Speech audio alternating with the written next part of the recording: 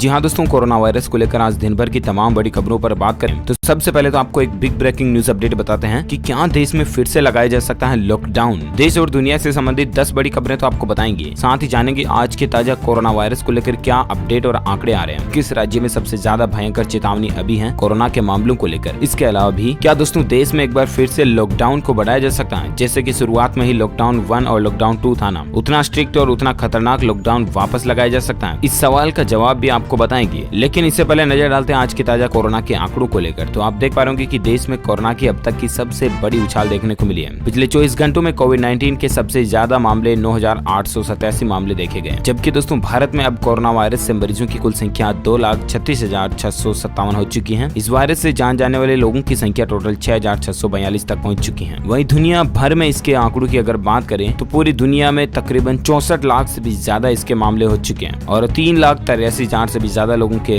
जान जाने की खबर है। तो ये तो रहे दोस्तों चीनी वायरस के ताजा आंकड़े, और आइए अब आपको बता दें इस कोरोना वायरस से संबंधित कुछ खास महत्वपूर्ण अपडेट्स के बारे में, जहां देख पा रहे कि भारत की पहली कोरोना मरीज में 17 दिन तक सक्रिय रहा था कोरोना वायरस। वैज्ञानिकों की रिसर्च में इस बात का खुलासा हुआ है। जी हाँ, दरअसल आपको बता दें भारत में कोरोना वायरस के 4 महीने पूरे हो चुके हैं। 30 जनवरी को देश का जो पहला मरीज कोरोना वायरस से संक्रमित मिला था उसमें 17 दिन तक वायरस सक्रिय रहा था। यह 20 साल का एक छात्र 23 जनवरी को वुहान से लौटकर आई थी और 3 दिन बाद ही लक्षण सामने आने लगे थे। केरल के डॉक्टरों ने देश के पहले कोविड-19 के मरीज की केस की स्टडी का खुलासा करते हुए बताया कि इस छात्रा के शरीर में कोरोना वायरस ने सबसे पहले श्वेत रक्त कोशिकाओं को शिकार बनाया था। 23 दिन तक चिकित्सकीय निगरानी में रहते हुए करीब 10 से 12 बार छात्र की कोरोना जांच की गई थी, लेकिन शुरुआती 17 दिन उसके गले से सैंपल लेकर जांच करने में कोरोना वायरस सक्रिय ही मिला था। तो ये कुछ रिपोर्ट सामने आई। और इसी बीच अगली खबर है कि कोरोना वायरस को लेकर WHO ने भारत की एक बार फिर से तारीफ की है, लेकिन इस बड़े खतरे से सतर्क रहने की चेतावनी भी दी है। जी हाँ दोस्तों, WHO ने जहां एक तरफ भारत की तारीफ की है तो दूसरी तरफ चेतावनी भी दी है। तो दरअसल हाइलाइट्स आप देख सकते हैं कि विश्व स्वास्थ्य संगठन यानी कि WHO ने तारीफ करते हुए कहा दोस्तों कि भारत में कोरोना का संक्रमण तेजी से नहीं फैल रहा, लेकिन इसका खतरा अभी भी बना हुआ है, इसलिए अभी भी लोगों को सावधान, सतर्क, सचेत रहने की जरूरत है। भारत में दोस्तों कोरोना के अब तक 2,36,000 से ज्यादा केस सामने आ चुके हैं, जबकि 6,650 से समथिंग ज्यादा लोगों की जान जाने की खबर है। और इसी बीच WHO के स्वास्थ्य आपदा कार्यक्रम के कार्यकारी निदेशक डॉक्टर माइकल रियान ने शुक्रवार को कहा कि भारत में कोरोना के मामले 3 हफ्ते में दुगुना हो रहे हैं, लेकिन ये मामले लगातार बढ़ रहे हैं। डॉक्टर रियान ने कहा कि भारत के अलावा बांग्लादेश, पाकिस्तान और दक्षिण एशिया में घनी आबादी वाले देश में अभी महामारी के चलते तेजी से नहीं आई है, लेकिन अभी भी इसका खतरा बना हुआ है। तो कुल मिलाकर के दोस्तों WHO की चेतावनी के अनुसार आप लोग भी प्लीज घरों में ही रहें और घर से बाहर जब भी जाएं तो मास्क लगा कर ही जाएं। लॉकडाउन का ईमानदारी से पालन करते रहें। और इसी बीच अगली खबर है कि भारत में बनेगी 100 करोड़ कोरोना वैक्सीन। ब्रिटेन की एस्ट्राजेनेका और पुणे की SII के बीच कोई समझौता होने के करीब बातें चल रही है। दरअसल दोस्तों इन दिनों हर किसी की जुबान पर सिर्फ एक ही सवाल है कि आखिर चीनी वायरस की यानी कोरोना की दवाई कब आएगी। तो इस सवाल का जवाब पाने वाले लोगों के लिए बड़ी खुशखबरी है। वैक्सीन को लेकर हो रहे ट्रायल के बीच भारत में इसके उत्पादन को लेकर तैयारी शुरू हो चुकी है। दरअसल पुणे स्थित सीरम इंस्टीट्यूट ऑफ इंडिया की लैब में कोरोना वायरस वैक्सीन का उत्पादन करने और आपूर्ति करने की तैयारियां भी शुरू हो चुकी हैं। जी हां, British Swedish pharma company AstraZeneca ने घोषणा की है दोस्तों कि उसने वैक्सीन AZD1222 सप्लाई के लिए भारत से हाथ मिलाया है और SII के साथ लाइसेंस करार भी करने जा रही है। तो ये सभी भारतवासियों के लिए भी अच्छी बात है दोस्तों कि जल्द से जल्द हमें कोरोना की दवाई टीका देखने को मिलेगा।